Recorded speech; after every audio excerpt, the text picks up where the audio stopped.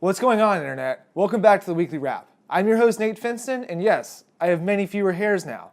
I'm trying to go for the more sophisticated look, as you can tell. But people keep telling me it's not really working, so...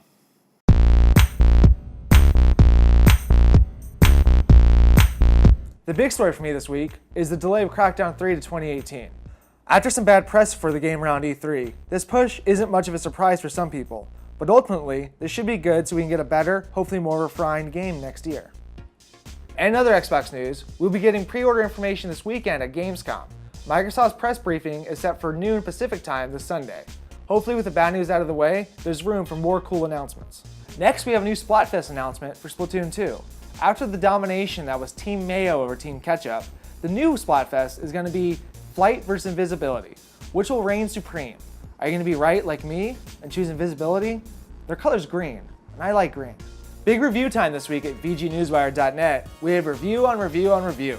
Starting with Nidhogg 2. David gave this game a moderate 3 out of 5, complimenting the game's art style and calling it out for some of its weapon imbalances. Some of the online matchmaking seems to be troublesome, so hopefully this can be remedied in a future patch. And our question this week comes from Mr. Nick.